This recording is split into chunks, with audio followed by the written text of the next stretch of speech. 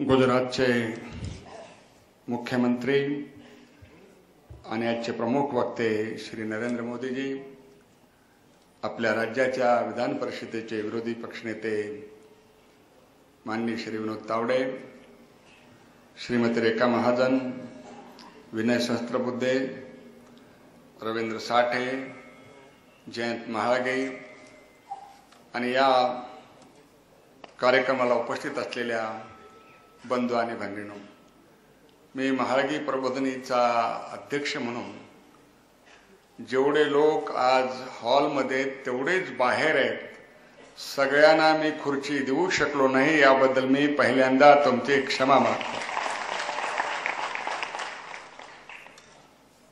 महाळगी प्रबोधिनी ही एक सामाजिक संस्था आहे आणि ही संस्था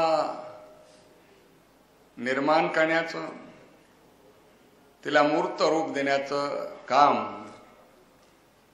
हे श्री प्रमोद महाजन यांनी केलं.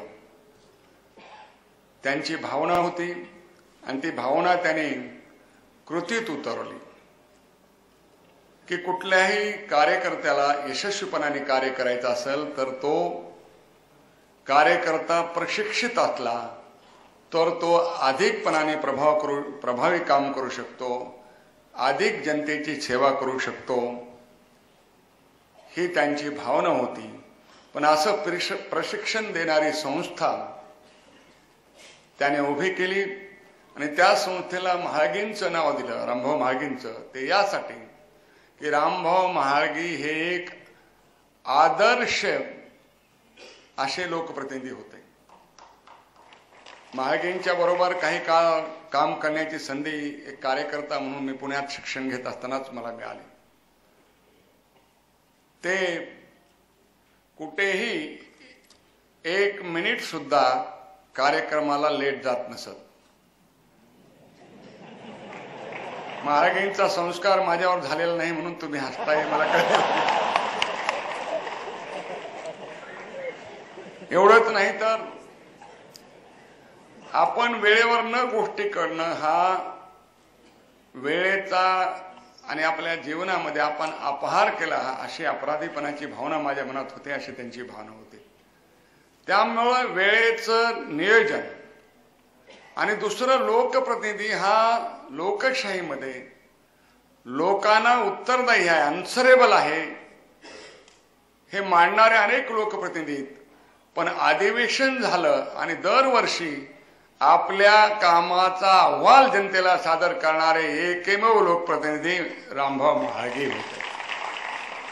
आणि त्यामुळं लोकांना लोकप्रतिनिधींनी अन्सरेबल असलं पाहिजे असा आदर्श ज्याने स्वतःच्या जीवनात निर्माण केला, अशा समर्थ लोकप्रतिनिधीचं नाव आम्ही या प्रबोधिनीला दिलेलं आहे. आणि आज मला आनंद होतोय आणि मला मनापासून समाधान आहे की प्रशिक्षित होऊन चांगलं काम करणं ही संकल्पना आहे. गुड गव्हर्नन्स सगळ्याला हवा आहे. गुड गव्हर्नन्स कसा असावा असं मांडणारे खूप विचारवंत आहेत, पण ते कृतीत उतरणारे सगळ्यात यशस्वी मुख्यमंत्री नरेंद्र मोदी आहेत.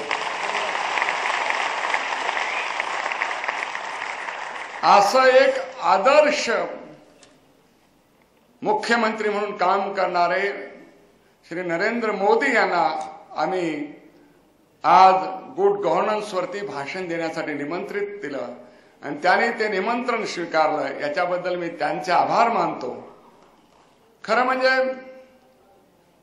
आज गुजरातने दोन गोष्टी या देशाला दिल्यात. एक, स्वातंत्र्यापूर्वी आणि स्वातंत्र्यानंतर सगळी संस्थानं आपल्या देशात विलीन करणारे लोहपुरुष सरदार वल्लभभाई पटेल हे देशाला तुम्ही दिले.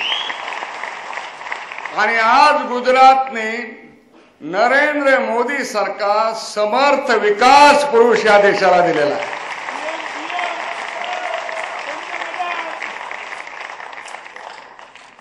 मला तर अभिमान आहे, पण ह्या समोर बसलेल्या सगळ्या जनतेला आपल्याबद्दल अभिमान आहे की आपण गुजरातमध्ये यशस्वी काम करीत आहात. गुजरातमध्ये 12 महिने 24 तास वीज आहे. गुजरात, त्यांना मोदीजींना एक आनंदाची गोष्ट आहे की त्यांना मराठी समजतं. आणि मी 12 महिने 24 तास वीज आहे म्हणतात, महाराष्ट्राचे लोक हसतायत, त्यांना ही गोष्ट खरी वाटत नाहीये. कारण त्यांना अनुभव आहे की इथं 12 मिनिट सुद्धा वीज नसते. खरं म्हणजे काय करावं आणि काय मला सांगायचं आहे गुजरातचं. मी राज्याचा वीज मंत्री होतो तेव्हा मेधा पाटकर उपोषणाला बसल्या होत्या नर्मदा सरोवरावर, आणि त्यावेळी मी गुजरात मार्गे त्यांना तिथे भेटायला गेलो होतो. तेव्हा गुजरातच्या नर्मदा सरोवर, महाराष्ट्रापेक्षा गुजरात हे दुष्काळी राज्य आहे, पण आज नरेंद्र मोदीजींनी गुजरातचं पाणी बंद नळातून 1600 किलोमीटर पाईपलाईन मधून 9000 गावांना पाणी दिलेलं आहे.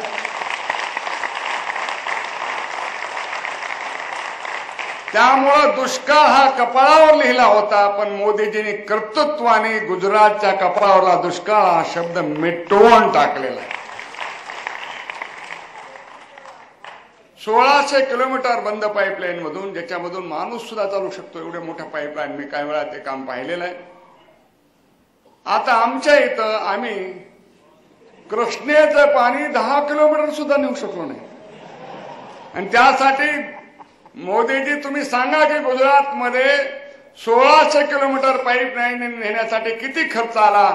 आमच्या इथं 70,000 कोटी रुपये खर्च करून 1% सुद्धा पाण्याचे वाढ झालेली नाही. स्वातंत्र्यापूर्वी गुजरात आणि महाराष्ट्र हे त्यातला बराच भाग गुजरातचा महाराष्ट्रामध्ये होता. त्यामुळं आमचा बंधू गुजरात मोठा झाला, विकसित झाला याचा आम्हाला अभिमान आहे. पण महाराष्ट्र कुठे असा प्रश्न मात्र निश्चितच मनाला पडावा अशी परिस्थिती. विनोद तावडेंनी महागी प्रबोधिनीकडून प्रशिक्षित विरोध करण्याच्या संबंधीची अपेक्षा व्यक्त केलेली आहे. विनोदजी, आग लागली हे तुमचं विधान मला मान्य नाही, आग लावली गेली.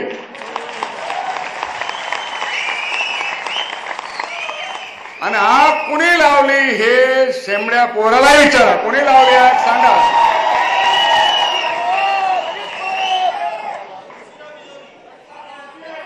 अरे कुणी लावली आग?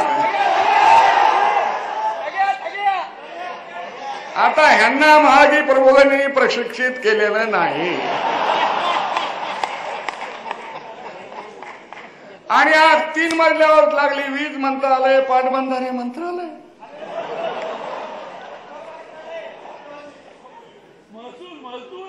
हा महसूल.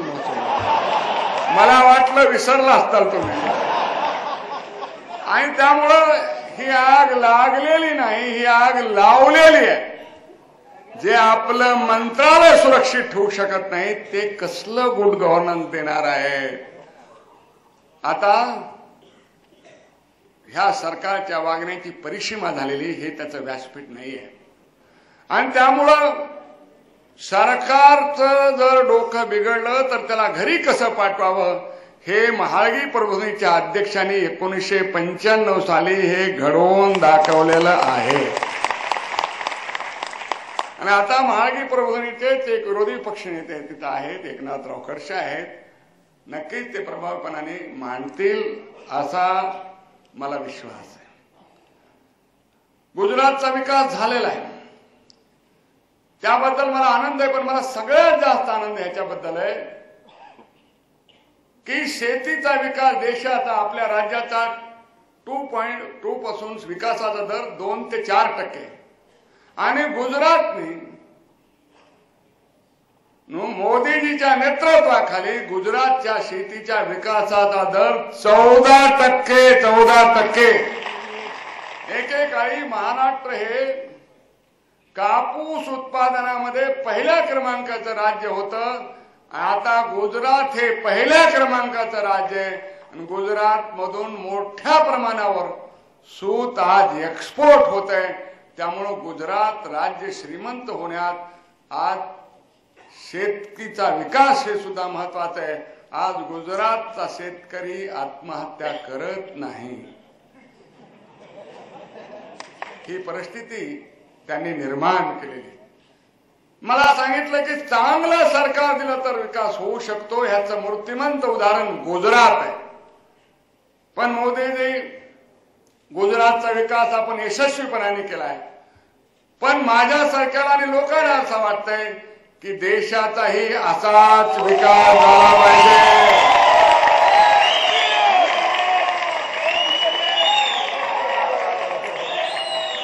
आता तुम्ही गुजरातचा विकास केलाय, आम्हाला वाटतं आता तुम्ही देशाचा विकास केला पाहिजे.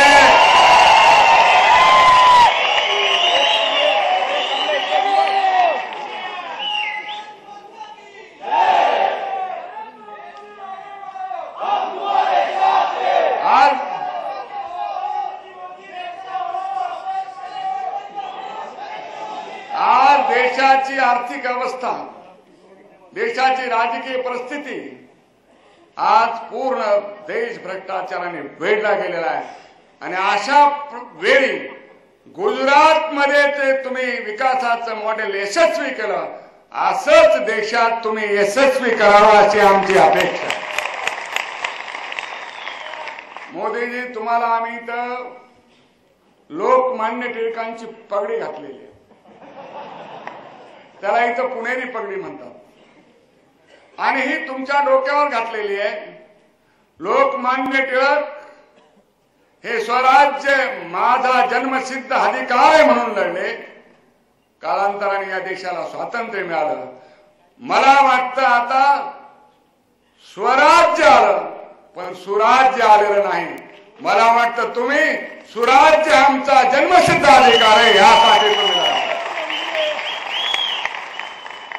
आणि म्हणून देशाच्या आणि समाजाच्या, विशेषतः तरुण पिढीच्या अशा अपेक्षा आहेत की उद्याचा आधुनिक भारत घडवण्यामध्ये आपण मोठं योगदान करावं, अशी नवीन तरुण पिढीची अपेक्षा आहे, इच्छा आहे.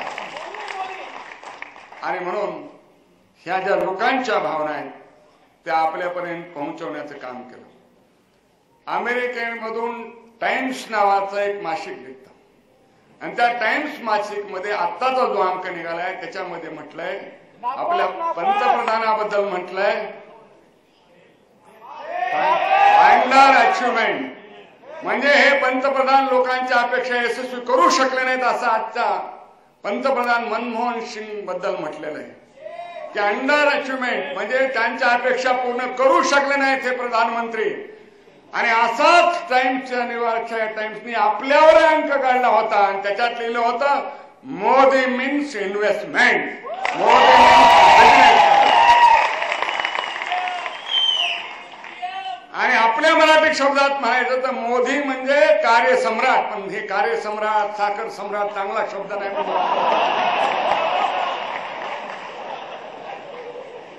आणि त्यामुळं हे टाइम्सनी मोदीजी बद्दल लिहिलंय की मोदी म्हणजे गुंतवणूक, मोदी म्हणजे विकास. हे मी लिहिलेलं नाही. आणि आता पंतप्रधानांबद्दल लिहिलंय की ते अपेक्षा पूर्ण करू शकलेले नाहीये असं त्यांच्याबद्दल लिहिलेलं आहे. हे माझं मत नाही, मी टाइम्समध्ये जे आलेलं आहे ते आपल्या समोर मांडलेलं आहे. तर जिवंत समाजामध्ये, लोकशाहीमध्ये लोकांच्या ज्या अपेक्षा उंचावलेल्या आहेत त्या लोकांच्या अपेक्षा आपण पूर्ण करणं हे लोकप्रतिनिधीचं कर्तव्य आहे. आणि रामभाऊ महाळगी जसे एक आदर्श लोकप्रतिनिधी होते तसे मोदी हे आदर्श प्रशासक आहेत. अशा आदर्श प्रशासकाला मी तुमच्या इतकंच ऐकायला उत्सुक आहे. पण त्याच्यापूर्वी तुम्ही इथं उपस्थित राहिला त्याच्याबद्दल फक्त मी तुमचे आभार मानतो. जय हिंद, जय महाराष्ट्र आणि जय गुजरात.